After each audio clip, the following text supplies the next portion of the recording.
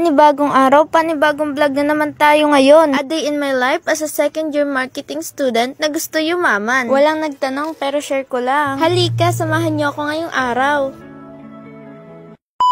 Hello! Nagbabalik na naman tayo sa ating panibagong vlog. Lunes nga pala ngayon at wala rin kaming pasok. Kaya naisipan ko na lang linisan itong aking higaan. Halos isang linggo nga rin pala akong wala dito sa boarding house kaya hindi na naabyad itong aking higaan. Kaya saktong-sakto tuwing Lunes wala kaming schedule kaya naisipan ko nang linisan ito ngayon. Inuna ko nga pala munang ayusin itong aking tulugan. Nung matapos ko nang ayusin ang aking tulugan ay sinunod ko na itong aking mga tiklupin. Mamaya nga pala ay may pupuntahan ako. Babalik na rin kasi dito si Riri sa aming boarding house. At inaakit nila akong pumunta sa Baywalk. Sabi ko nga sa kanila ay nagtitipid ako. Kaso sabi nila libre na daw nila ang drinks ko basta ako nang bahala sa aking food. Syempre pumayag na ako kasi libre naman nila. Pag nga pala mga uniform sa school ay hinahangar ko na lang para hindi masyadong magusot. Maya nga ay dumating na si Riri. At sakto namang tapos na akong magtiklop. Galing nga rin siyang Makalelon. Ang pinagkaiba lang ay mahirap ang sasakyan sa kanila saka malayo rin. Kaya nagbo-boarding house rin siya. Nung dumating nga pala si Riri, maya ay dumating na rin si Joanna. Kaya dali-dali na ako naligo. Baka kasi magbago pa isip nila. Habang nag-aayos nga pala kayo, nag-aayos na rin sila. Yan nga pala si Maritoni, ang isa pa naming Riri.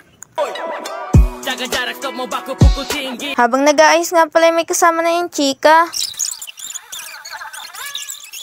Medyo natagalan nga rin pala kami sa pag-aayos kaya pagkatapos namin ay umalis na agad kami. Buti na lang at hindi kalayuan ang Baywalk sa boarding house. Mga ilang minuto lang ang lakaran ay makakapunta na rin kami doon. Dito na nga pala kami dumaan para shortcut sa Baywalk. Saktong-sakto ang pag-aakit nila kasi ang ganda ng panahon ngayon. Noong mga nakaraang araw kasi tuwing hapon ay umuulan dito. Masarap nga pala maglakad dito lalo na kapag hapon. Medyo asahan nyo nga lang na maraming tao dito kasi tambayan talaga dito kasi kadalasan pumupunta ang mga estudyante pagkatapos ng kanilang klase. Narating nga pala namin yung pagmemeryendahan namin ay nadismaya kami. Sarado kasi yung paborito namin pagmeryendahan dito. Kaya lumipat na lang kami dun sa isang tindahan na malapit lang rin naman. Dito nga pala ay pinapapili na nila ako kung anong gusto ko. Eh alam naman nila kung sino yung gusto ko. Joke! Sila na nga rin pala nagbayad ng foods ko. Bali fries with drinks nga pala yung napili namin. Nung nakapili na nga pala kaming lahat ay umupo muna kami dito sa tabi. Dapit hapon na nga pala kaya ang ganda na ng tanawin. Habang nagmumuni-muni nga pala ay may nakita kaming kakilala namin. Nyo bang makilala kung sino yung nakita namin? Siya nga pala si... Mahilig ba kayo mag-online shop? Kung ganon, dito na lang kayo umorder sa TikTok shop ko. Bukod sa mabibili mo na yung gusto mo, nakatulong ka pa sa akin. Just follow Student Paradise on TikTok. Kung sakaling wala man dyan yung hinahanap yung products, pwede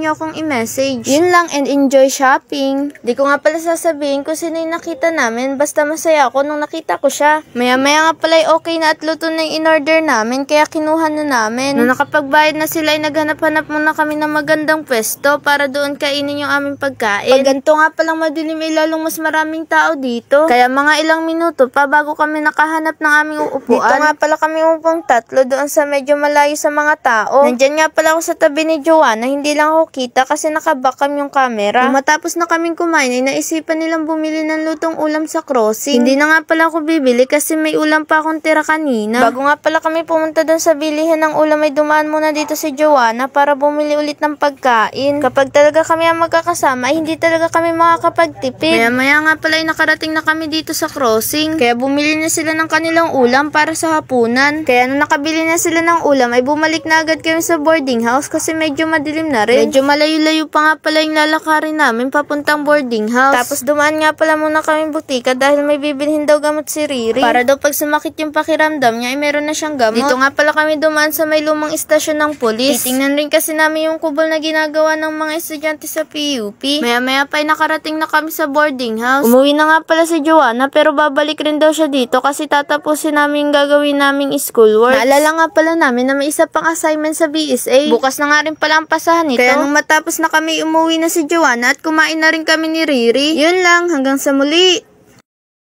Bago ka nga pala mag-scroll ay huwag kakalimutan mag-like, comment, share, follow sa ating Facebook account. Yun lang at maraming salamat!